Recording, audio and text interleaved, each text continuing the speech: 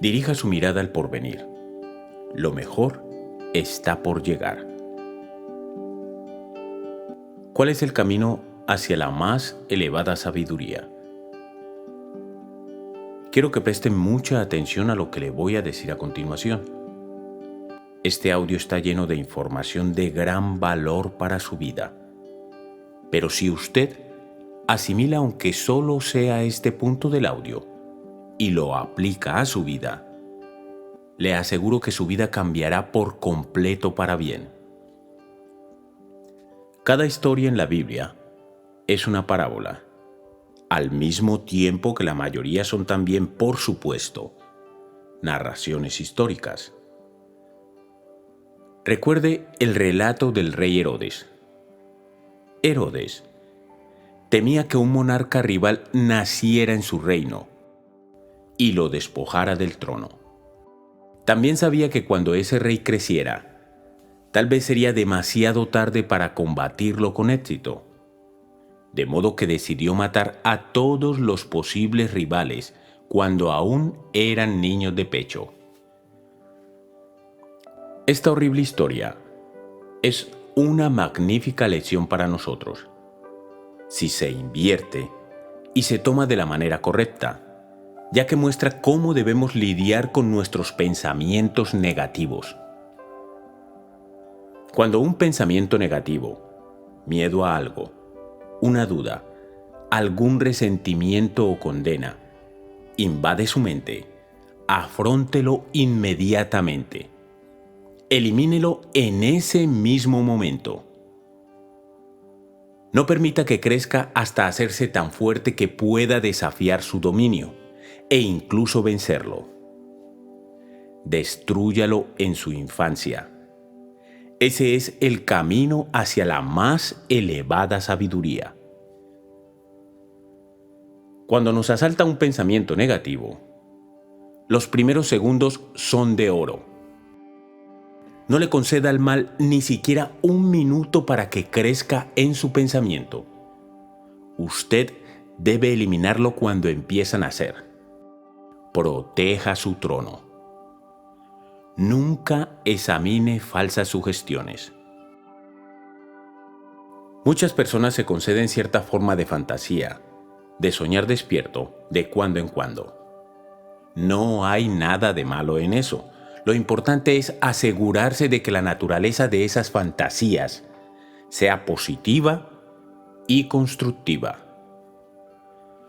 Usted, mientras no duerme, siempre está pensando y se sabe que de la selección de esos pensamientos depende su destino. Algunas personas se imaginan toda clase de situaciones desagradables que podrían sufrir. Recrean conflictos imaginarios, injusticias hipotéticas, accidentes e infortunios de todo tipo, y con efecto creen que esas cosas podrían ocurrir, que probablemente les ocurrirán. Y como el pensamiento es creativo, atraen efectivamente esos males. Asegúrese que sus fantasías giran en torno a sucesos que a usted realmente le gustaría encontrar en su vida. Usted sabe que cualquier cosa buena es posible. Recuerde el poder creativo del pensamiento y sus fantasías se harán realidad y recibirá gran provecho. La mayoría de las habitaciones de los hoteles tienen un cartel que dice no molestar.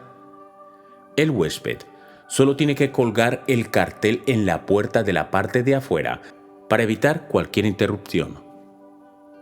Puede dormir tranquilamente todo el tiempo que quiera. Algunas personas parecen haber colgado ese cartel en sus cerebros y repudian cosas tales como una idea novedosa o hasta una manera nueva y mejor de enfocar cosas familiares. Uno casi podría decir que esas personas consideran una idea nueva como una especie de insulto personal. Pasan por la vida como sonámbulos, en una especie de estado de coma, repitiendo mecánicamente frases trilladas e ideas gastadas, viejas, una y otra vez sin cesar. Muertos, no dormidos, se podría muy bien decir de estas personas. Su discernimiento, sin duda, es un cementerio mental. Si usted ha estado durmiendo así, en un sepulcro de ideas difuntas y prejuicios anticuados, recupérese, aleje de sus ojos el sopor mental y viva hoy con sus ideas de momento. Este es el día de su salvación. Comience hoy mismo a enfocar al menos una parte importante de su vida de una manera nueva.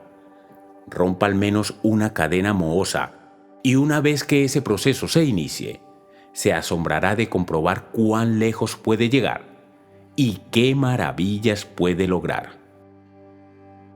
Despierta tú, que duermes, y levántate de entre los muertos, y te iluminará Cristo. Efesios 5:14. No sea un ladrón de tumbas. Deje tranquilos a los cadáveres. A su debido tiempo, la naturaleza dispone de esos restos, si no se les perturba. Cada vez que usted desentierra un viejo agravio o un antiguo error, recreándolo en su mente, o peor aún, contándoselo a alguien, no está haciendo otra cosa que ultrajando un sepulcro y ya sabe lo que va a encontrar. Viva el presente. Rece por la solución de los problemas apremiantes. Prepárese inteligentemente para el futuro y no perturbe el pasado. Eso es lo que Jesús quería decir cuando nos indicó: dejad que los muertos entierren a sus muertos. Pensar en el pasado equivale a la muerte. Cada vez que usted piensa en el pasado, fortalece hasta ese punto su creencia en las limitaciones del tiempo. Se hace más débil. Dios dice: este es el día de la salvación. He aquí que hago nuevas todas las cosas. Formule hoy una ley para usted. No tocará mentalmente ninguna cosa negativa que haya ocurrido hasta ahora. Y cumpla esa ley. La vida es demasiado preciosa para dedicarse a robar tumbas. El pasado es pasado. Suprímalo. Ese es el gran secreto para resolver los agravios y las decepciones. Suprímalos. La forma de hacerlo es sencilla. Bórrelos de su mente y niéguese a verlos como algo que existe actualmente. Si lo asalta un recuerdo negativo, incinérelo con el pensamiento correcto y olvídelo. Como el presente es tan emocionante, tan interesante, y el futuro es tan glorioso como a usted le gustaría que fuera, es tonto desperdiciar la sustancia de su alma en lo que en realidad está muerto. Si su vida no es tan exitosa como usted cree que debería ser, pregúntese, ¿cuál de estos dos factores ha descuidado? La inspiración constante, y el trabajo duro, perseverancia en pos de la meta. Trabaje duro, pero no convierta el trabajo en un tormento. Póngase en contacto todos los días de Dios, en busca de inspiración, y entonces trabajará duro. Pero el trabajo le parecerá un juego. Esa es la receta infalible del éxito en cualquier terreno. ¿Quién es usted? ¿Alguna vez se ha formulado esta pregunta? Lo más probable es que no. Esa pregunta le parecería absurda porque uno nunca reflexiona sobre su identidad. Si alguien le hubiera hecho la pregunta, usted habría respondido: me llamo Juan Pérez, vivo en tal dirección, tengo tantos años de edad, soy el hijo de José Pérez, trabajo en tal lugar, y tal vez habría añadido que era miembro de la iglesia correcta y del partido político correcto. Bien, en lo que respecta a tales afirmaciones, son correctas, como la descripción del retrato que usted proyecta actualmente. Pero, y aquí está el problema, es solo un retrato. No es más que una dramatización de las opiniones sinceras que usted tiene respecto de sí mismo. No es su verdadero yo. No es otra cosa que un símbolo pasajero, inestable, de su actitud mental presente. Nada más. El verdadero yo es un ser espiritual, perfecto, eterno e incorruptible. El verdadero yo es la expresión viviente del mismo Dios, que en potencia expresa todas las cualidades, a su imagen y semejanza. ¿Qué es el hombre? Es parte de la expresión propia de Dios. Dios canta una canción y esa canción es el hombre. Una canción, como usted sabe, expresa la naturaleza del cantante. El instrumento del cantante no está integrado solamente por sus cuerdas vocales. Está también todo su cuerpo y toda su mente. Si el cantante está enfermo, o cansado, o furioso, todos esos estados de ánimo se manifiestan en la canción. Si su corazón está lleno de alegría, de belleza y de amor divino, esas cosas también se expresan en la canción. Dios se expresa por el mero gozo de vivir, porque Él es Dios. Esa es la verdad absoluta o real. Pero la tarea de cada uno de nosotros consiste en demostrarla, en llevarla a la realidad práctica, en cambiar el retrato limitado que vemos por la gloriosa verdad que conocemos, lo cual solo podemos lograr dejando que Dios lo logre a través de nosotros. Yo dije, sois dioses, todos vosotros sois hijos del Altísimo. Salmos 82:6, Juan 10:34. En la enseñanza espiritual se nos dice que no debemos hacer demasiado énfasis en nuestros problemas, sino que debemos advertir la presencia de Dios donde parece haber problemas. Descubrimos que mediante una pequeña práctica somos capaces de actuar así sin mayor dificultad. Uno o dos de nuestros críticos han indicado que esto equivale a huir de la vida. ¿Es así? Veamos. Supongamos que usted se encuentra en el interior de una casa donde estalla un incendio. ¿Qué haría usted? No hace falta decir que escaparía de la casa en llamas tan rápido como pudiera. Ahora bien, ¿actuar así significa huir de la vida? ¿No estaría más bien buscando la vida? Por supuesto. La enfermedad, el pecado, el temor y la limitación, cosas que no son vida, son una muerte parcial y hay que superarlas volviéndose hacia la vida, que es armonía divina. ¿No aprendemos del sufrimiento? Sí, muy a menudo. E incluso hay personas que solo aprenden de esa manera. Pero aprendemos cuando superamos lo negativo y no cuando lo alentamos o lo aceptamos. El hombre que acepta su problema con resignación no está aprendiendo, sino resbalando hacia un mayor error. Enfatizar las cosas negativas, sea cual sea el pretexto, es igual a crear todavía más problemas. Alejarse del mal es encaminarse a descubrir la verdad. Equivale a mejorar y liberarse, a ayudar al mundo y a glorificar a Dios. La clave de oro es la clave de la libertad. Volveos a mí y seréis salvos en todos los confines de la tierra. Isaías 45:22. Utilicemos la no resistencia. Cuando usted se enfrenta a algo, se enemista con él y él responde. Mientras más se enfrente, peor es la reacción. Pero a lo que usted no presta atención, o mejor aún, no hace caso, se desvanece o muere de inanición o extrema debilidad. Cuando usted presta atención a algo, lo que hace es crearlo en su conciencia, para bien o para mal. Cuando usted afronta alguna situación negativa, la forma científica de afrontarla consiste en retirarle su atención mediante el procedimiento de crear su opuesto en su subconsciente. Cuando usted lo consiga, lo indeseable caerá al vacío como una fruta pasada. No le quite a la gente las muletas, o no se quite usted las suyas. Cuando no sean necesarias, desaparecerán.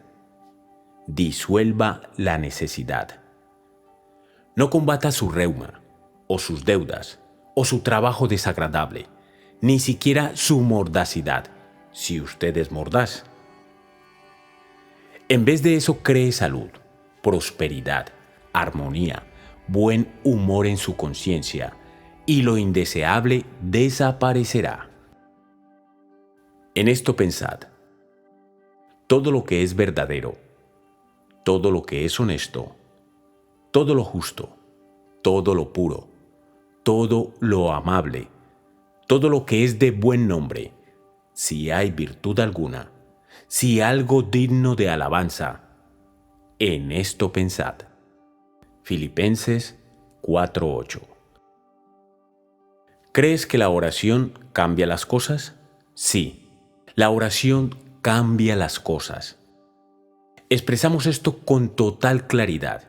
La oración cambia las cosas.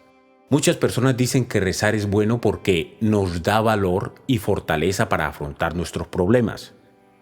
Dicen que la plegaria suele librar al hombre de la dificultad por el sencillo recurso de darle confianza a sí mismo, confianza que de otra manera no habría tenido. Claro, eso no es verdad espiritual.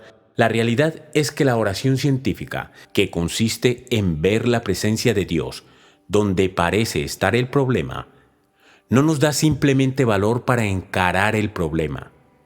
Cambia el problema en armonía. La oración sana el cuerpo cambiando los tejidos y lo hace cambiando primero la mente que forma esos tejidos. La oración cambia el entorno alterándolo. No se limita a cambiar la actitud hacia sí mismo. La oración le da salvación al hombre cambiando su naturaleza en los aspectos fundamentales. No se limita a mejorarlo tal como es. La oración abre el camino hacia cosas nuevas, mejores. No repara las cosas viejas. El cuerpo, el ambiente, el mismo universo son maleables bajo la fuerza de nuestro pensamiento y siempre reflejan nuestras creencias sinceras. Porque tal como es su pensamiento en su corazón, tal es él. Proverbios 23:7. Si su trabajo es excelente, ya ha ganado prácticamente la batalla. Si lo que le ofrece al mundo es valioso, el mundo está preparado para tomarlo y para recompensarlo ampliamente. Si lo que usted ofrece a Dios es valioso para Él lo tomará y lo recompensará infinitamente. Asegúrese de dar el producto, servicio o lo que haya prometido, de la forma en que afirmó que sería, que no sea ningún engaño. Como analogía, pondremos la venta de cereal. Concentre su atención en el cereal. Haga que el paquete sea desde luego muy atractivo. Pero recuerde que lo importante es el cereal que está en el interior del envase. Su éxito dependerá del cereal. Todo lo que puedas hacer, hazlo en tu pleno vigor. Eclesiastes 9:10. Dirija su mirada al porvenir. Lo mejor está por llegar. La especie humana recién sale de su infancia. Sus días grandiosos pertenecen al futuro.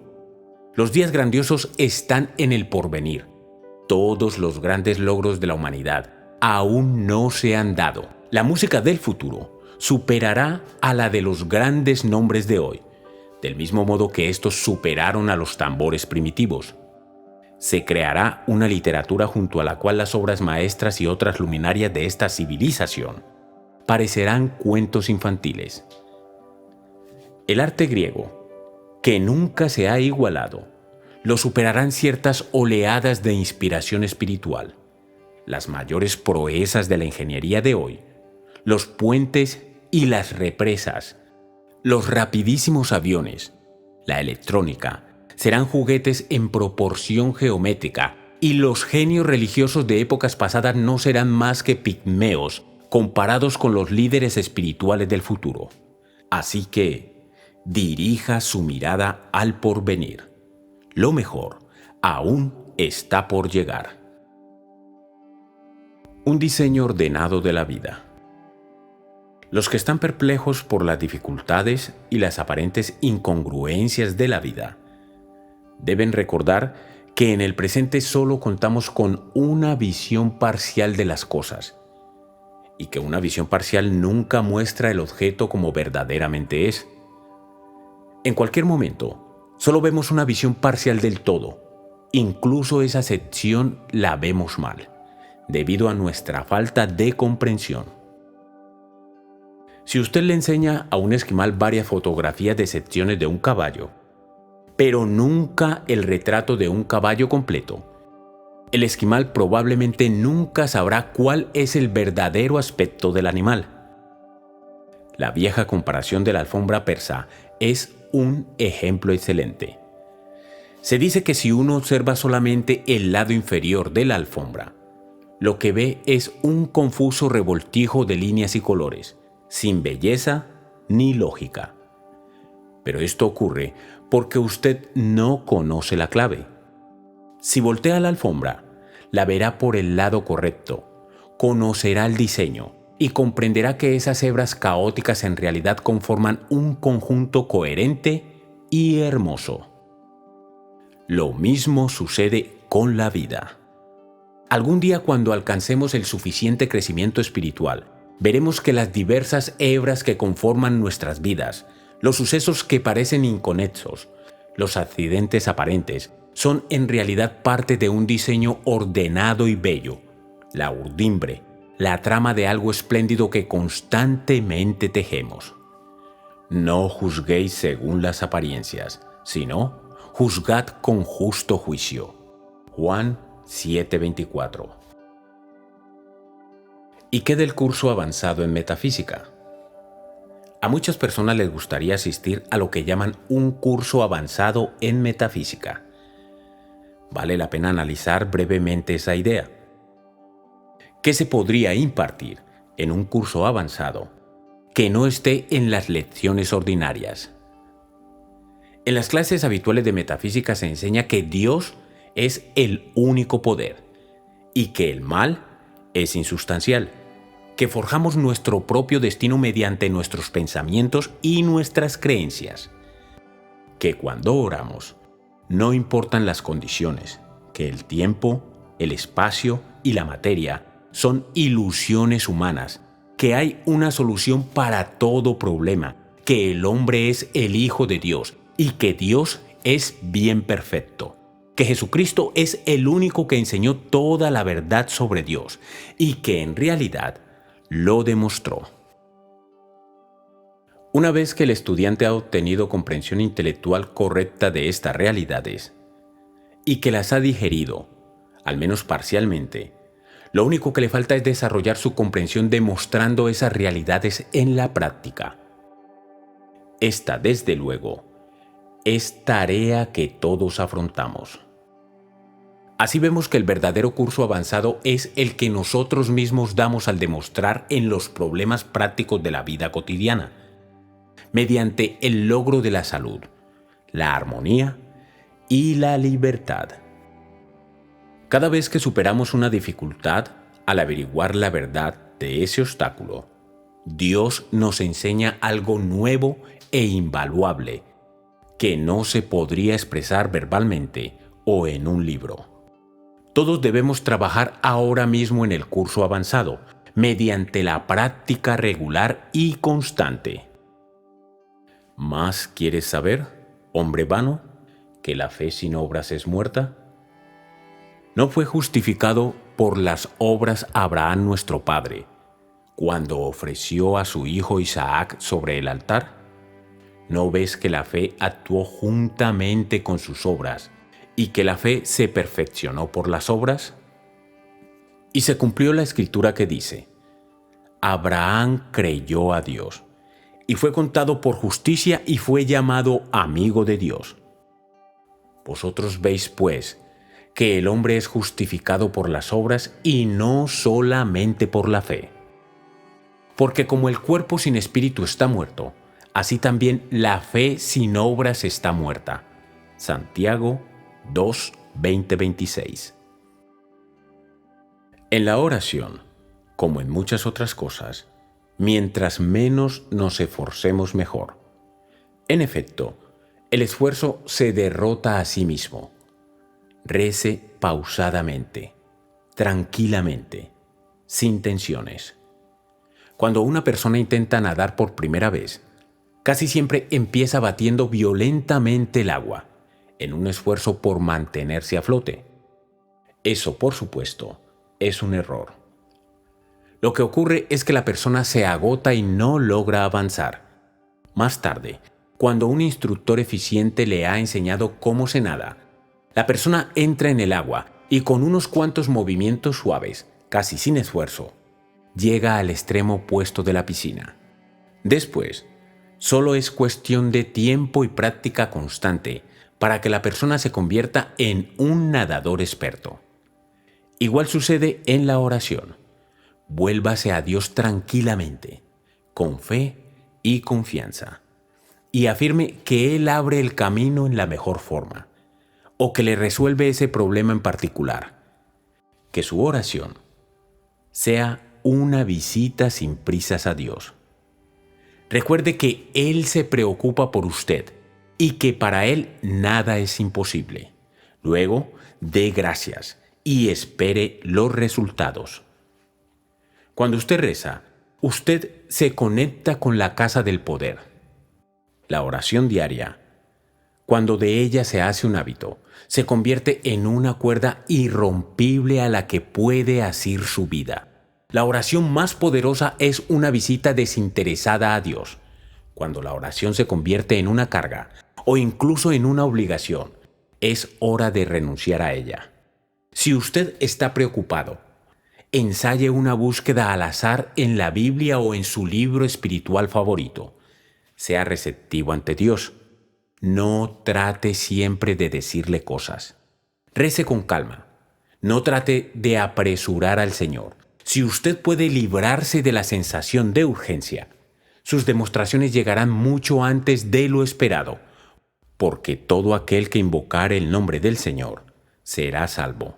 Romanos 10:13. Es muy probable que usted ya haya escuchado la antigua historia de los acres de diamantes. En resumen, es la historia de un granjero que vendió su granja, lo abandonó todo y se fue en busca de diamantes. Al final muere pobre, solo y sin encontrar los diamantes, y aquel a quien le había vendido su granja encontró en sus tierras una gran mina de este precioso mineral. El hombre agota su vida en búsqueda de cosas externas. Siempre está buscando salvación en el exterior, cuando en realidad todo esto lo hallaría en lo interno. Muy a menudo creemos que nuestra salvación se halla a cierta distancia, mayor o menor, de donde nos encontramos ahora. En realidad, la salvación está aquí y no en ninguna otra parte. Es oportuno recordar una vieja historia. Un grupo de marineros, cuyo barco había naufragado, andaba a la deriva en un bote, en el Atlántico. No tenían agua y sufrían la agonía de la sed. Otra pequeña embarcación se acercó a una distancia suficiente como para que sus tripulantes pudieran hacerse oír.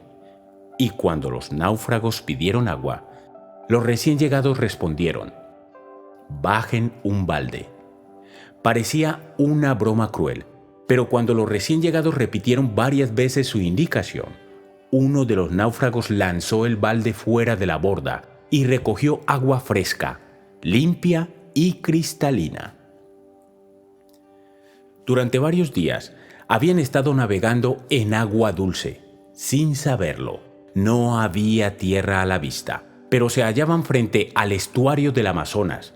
El Amazonas desemboca en el Atlántico, en un estuario de 240 kilómetros de ancho.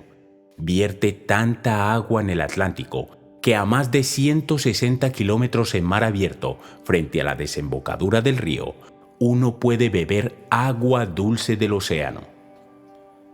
Vale la pena recordar este viejo relato, porque expresa magníficamente la experiencia de muchas personas que buscan inútilmente el bien que se encuentra insospechado y sin descubrir en sus manos.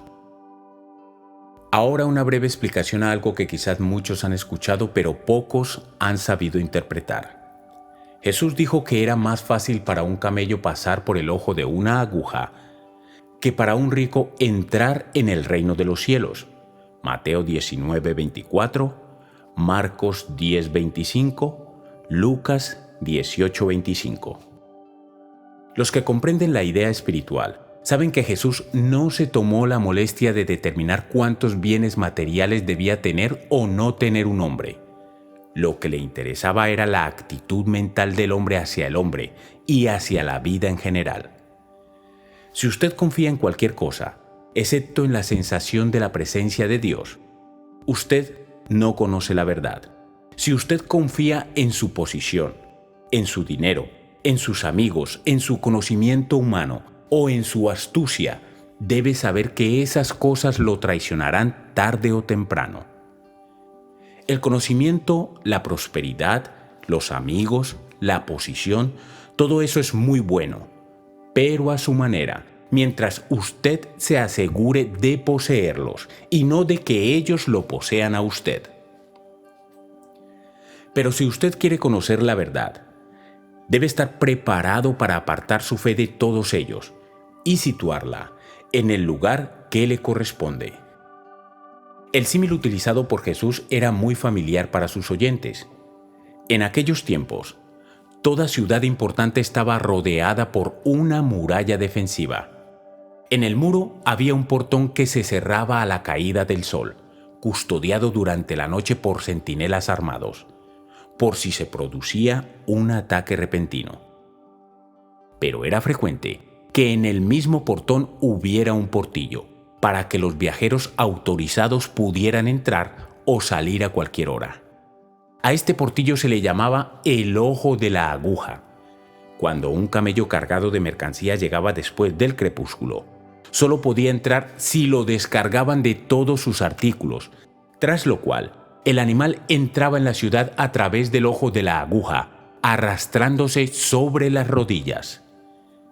Según lo dicho anteriormente, usted debe descargarse si quiere conocer la verdad y entrar en el reino de los cielos, lo cual conseguirá, por supuesto, no librándose de las mismas condiciones, sino de su sensación de dependencia hacia esas condiciones. Muy a menudo usted se sentirá contento de haberse librado de tanta mercancía, que nunca volverá a cargar. Mas buscad primeramente el reino de Dios y su justicia, y todas estas cosas os serán añadidas. Mateo 6:33. Jesús era humano, como nosotros, superior en su desdoblamiento, pero en naturaleza no era distinto de nosotros. Era un ser humano, tentado en todo a semejanza nuestra. Eso es lo que le da su significado y su importancia. Si fuera un Dios ajeno a la especie, su vida y su obra no podrían tener significación para nosotros. Pero cuando nos enteramos de que era un ser humano, hizo maravillas y luego dijo que yo también las puedo hacer, sigo sus pasos y pago el precio. Me invaden el interés y el valor y quiero tomar el camino que nos enseñó. No decimos que Jesús no fuera Dios. Decimos que fue Dios, pero que también lo somos usted y yo. Somos destellos de lo divino y por lo tanto, dioses en embrión. Y aunque hoy nos sintamos indignos o débiles, sabemos que mediante el entendimiento y la práctica, mediante la fe y la confianza, todo no es más que cuestión de tiempo. Tiempo más o tiempo menos. Algunos maestros religiosos dicen que Dios es Dios y que Jesús solo fue el mejor de los hombres, con lo cual abren una brecha entre ellos. Nosotros negamos esa brecha y decimos que nosotros, fundamentalmente, en nuestra verdadera naturaleza, somos uno con Dios. Yo digo, dioses sois. Juan 10:34. Por alguna razón uno fabrica ciertas creencias y luego tiene que vivir con ellas. Cuando usted crecía, personas bien intencionadas le decían muchas cosas negativas, a manera de consejo, y por lo tanto le implantaban los temores. Esos temores lo acompañan hoy, consciente o inconscientemente. Y quiero que entienda esto. Lo que tenemos en nuestro corazón se nos presenta en las acciones de otras personas, en las condiciones en que uno trabaja, en un desorden en alguna parte del organismo y muchas otras cosas más. En la enseñanza espiritual, aprendemos que el curar espiritualmente los síntomas, lo cual no equivale, por supuesto, a encubrirlos sino a curarlos. El miedo o la falsa sugestión que causó los síntomas también desaparece y el paciente queda libre. Con la oración puede usted encontrar paz mental, sabiduría y comprensión de la verdad. Cuando en su vida aparece una falta de armonía, aléjela mediante la comprensión espiritual. Cuanto más mire y visite su interior, si hace lo correcto, más probabilidades tendrá de hallar felicidad en su existencia. Se dice que las criaturas vivientes siempre marchan tras sus alimentos, y no hay duda de que esto es cierto. La vida animal es rara o ausente en las regiones donde no se puede conseguir alimento. Por otra parte, todas las formas de vida pululan donde hay abundancia de nutrientes. Los sucesos y las experiencias son también cosas vivientes, y asimismo buscan y marchan tras sus alimentos. El alimento de los sucesos es el pensamiento. Los pensamientos habituales de uno nutren las condiciones, las hacen aumentar y multiplicar. Los pensamientos de temor, los pensamientos críticos y oscuros, los pensamientos egoístas, son el sustento de la infelicidad, la enfermedad y el fracaso. Cuando usted ofrece esos alimentos en abundancia, esas cosas acuden a su vida porque buscan su sostén. Los pensamientos sobre la verdad, los pensamientos de bondad, de optimismo y de buena voluntad son el alimento de la salud, la alegría y el éxito. Y si usted sirve una profusión de esos alimentos, atraerá estas cosas y no las anteriores. Cuando usted quiere expulsar alguna condición de su vida, mátela de hambre, negándose a ofrecerle cualquier alimento que la fortalezca, y lo sorprenderá la rapidez con que esa condición se aleja. Se marchará a toda prisa hacia otra parte donde pueda obtener su alimento. En muchas ocasiones la gente me pide audios sobre afirmaciones y declaraciones. Al parecer, creen que la repetición de una frase mágica va a resolver el problema. Pero nada podría estar más lejos de la verdad. Su problema está en usted, debido a una creencia errónea o a un proceso mental equivocado. La única manera de librarse de su problema consiste en cambiar su creencia o en alterar el falso proceso mental. Una afirmación o una declaración suele ser útil como recordatorio de lo que usted debe creer y ser, pero es el cambio en el proceso de su pensamiento del error a la verdad el que trae la demostración, no la mera repetición de una frase. El temor siempre está presente donde no hay armonía, y una afirmación no lo destruirá por sí misma. Usted debe negarse a que lo intimide el aparente peligro, sea lo que sea, y poner su confianza en el Ser Supremo, en su poder interior, en Dios o en lo que realmente usted crea. Entonces el temor iniciará su retirada. Cuando usted necesita orientación para afrontar una decisión importante, la forma de obtenerla consiste en pensar y creer que la verdad lo guiará. Esa creencia le dará orientación. Y orando, no uséis vanas repeticiones, como los gentiles, que piensan que por su palabrería serán oídos. Mateo 6:7.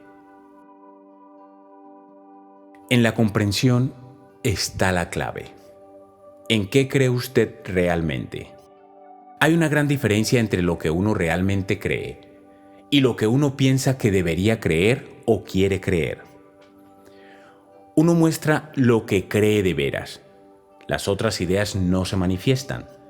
Si un día uno llega a creer en esas ideas, entonces se manifestarán o realizarán en la vida de uno, pero nunca antes. No es muy útil decir que usted sabe que algo no le afectará si solo lo sabe intelectualmente. Si usted comprende, aunque sea ligeramente, que ese algo no puede afectarlo, la situación es distinta. Pero no basta con decir superficialmente que algo no le puede afectar. No basta con decir que usted estará bien, a menos que lo crea. No basta con decir que Dios lo cuidará, a menos que comprenda y crea lo que está diciendo, aunque solo sea parcialmente. El único objeto del tratamiento espiritual es aumentar su comprensión de la verdad que ya acepta, es decir, que Dios lo puede proteger y lo protegerá de todo daño, y que el miedo y el error no tiene poder siempre que usted no se lo dé. He aquí que os doy potestad de hollar o pisar serpientes y escorpiones, y sobre toda fuerza del enemigo, y nada os dañará. Lucas 10:19. La gente suele decir que cuando por primera vez adquirió el conocimiento de la verdad, parece que todos los días ocurrían milagros. Condiciones negativas muy antiguas desaparecían después de un breve tiempo. Luego dicen, parecía imponerse una especie de depresión, tras la cual nunca habían sido capaces de experimentar las primeras impresiones. Pero ¿por qué ha de ser así? La explicación radica en el hecho de que lo que manifiestan es una expansión de la conciencia. Cuando mostramos una expansión de la conciencia, nuestras condiciones deben mejorar. Cuando las personas advierten por primera vez la omnipresencia de la verdad y la irrealidad del mal, experimentan esa expansión y la manifiestan de una manera notable.